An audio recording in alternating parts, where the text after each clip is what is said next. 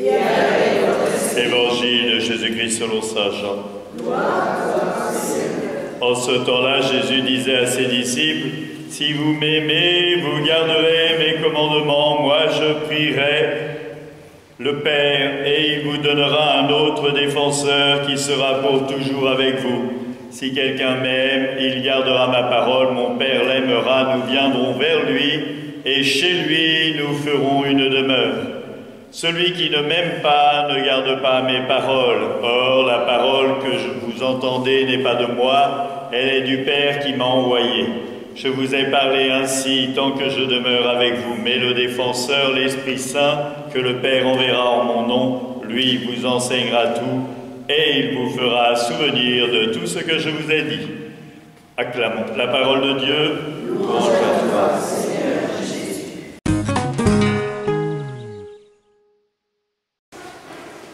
Mes frères, nous sommes le jour de la Pentecôte. La Pentecôte, 50 jours après Pâques, dans les synagogues, on fête le don de la Torah, le don de la parole. Et pour nous, le Christ, il est le Verbe de Dieu, la parole. Et aujourd'hui, nous ne fêtons pas le don de la parole. Nous fêtons le don de l'Esprit Saint. Parce que le Christ dit qu'il est la parole, mais qu'il remonte auprès du Père pour nous envoyer un défenseur. Celui qui, dans un autre passage, nous a dit « Si l'on vous juge, vous n'aurez pas à vous inquiéter de ce que vous aurez à dire. L'Esprit Saint vous dira ce qu'il faut dire. » Donc l'Esprit Saint a une grande force, une grande présence.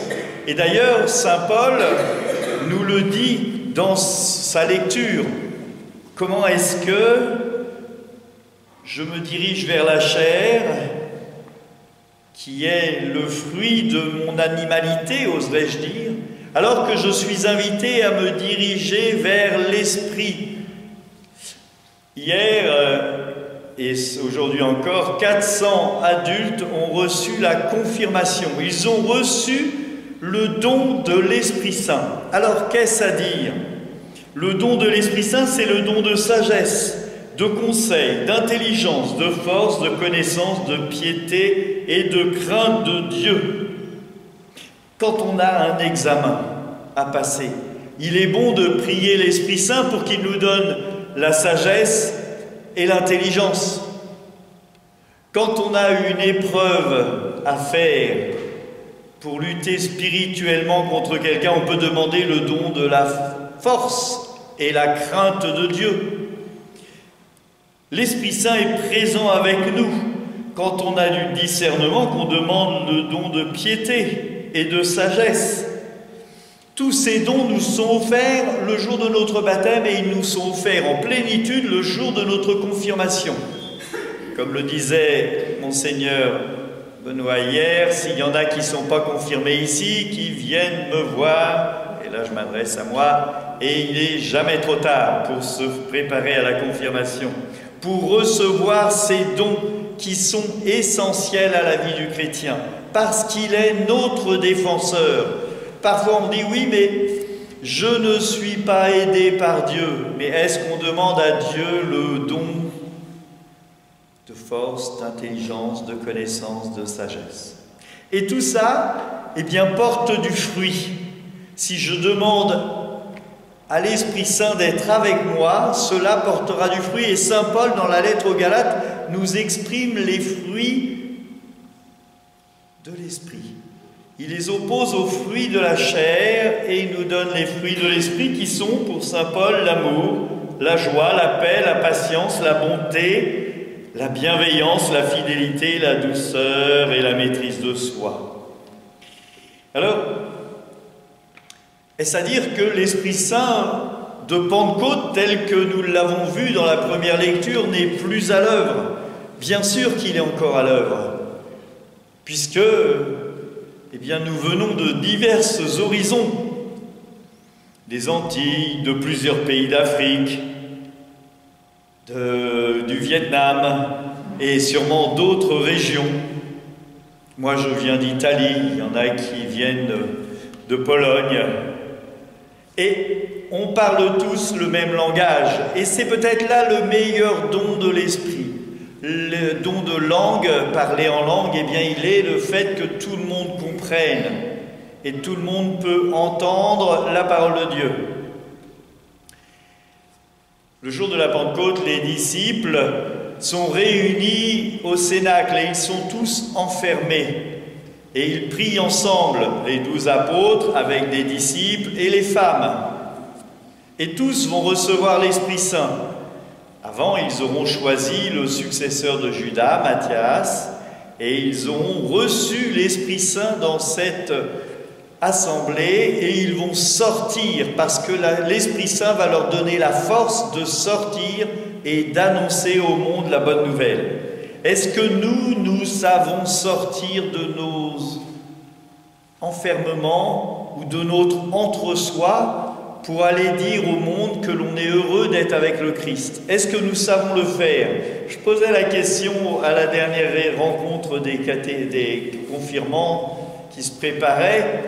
Il y en a une qui a dit « Ah ben moi, c'est difficile à l'école, au travail. Eh ben, j'espère que demain, ce sera beaucoup plus simple parce qu'elle aura reçu la force et les dons de l'Esprit. » Alors, comment est-ce qu'on met en œuvre? Ben, tout simplement en priant. Voilà, je sais que j'ai un rendez-vous important avec quelqu'un. Ben, je demande à l'Esprit Saint de me donner la sagesse, la connaissance et le discernement. Je vais vous raconter un passage de ma vie qui est le jour où on m'a demandé d'aller dans le diocèse de Lille pour 2 ans pour me préparer à devenir prêtre. C'était un grand changement, changer de vie, changer de maison, voilà. Et le vicaire général était chez moi, à Gonesse, j'avais servi le café, et là il me dit, on a réfléchi, on se posait la question, il faudrait que tu puisses aller dans un autre diocèse pour être en lien avec un séminaire, celui d'Agen, celui de Lyon ou celui de Lille. On s'est dit que Lille c'était plus simple, c'était plus court pour toi, c'était suffisamment éloigné.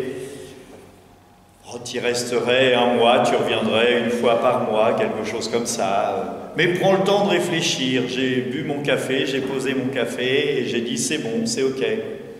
Bon, alors je ne cache pas qu'après il a fallu mettre en place le chauffage de la maison, le relevé du courrier, etc. etc.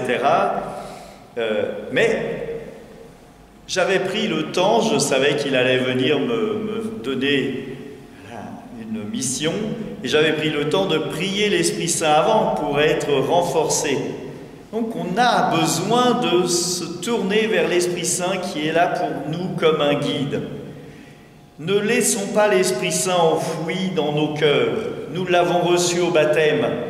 Parfois, il nous faut enlever toutes nos paperasseries, tous nos égarements. Il nous faut enlever toute notre condition animale pour bien sentir notre condition d'esprit. Nous sommes en esprit, en lien avec le Christ. D'ailleurs, saint Paul le dit, qui nous permet de nous tourner vers le Père et de dire « Abba, Père ». Alors, grande joie pour ces 400 confirmés. Il y en a qui sont présents ici lors de la messe et je me réjouis de les voir. Grande joie pour toute leur famille. Grande joie pour tous leurs collègues qui vont peut-être sentir les fruits de l'Esprit dans les jours à venir. Il faut s'y faire, il faut garder la force, mais les paroles de l'évêque hier ont été pour eux une force, mais pour vous aussi, la force, vous l'avez. Alors ceux qui ne sont pas confirmés, ceux qui n'ont pas fait leur première communion, il n'est jamais trop tard. Que l'Esprit Saint soit abondamment sur nous tous, lui qui est notre Sauveur et notre guide. Amen. Amen.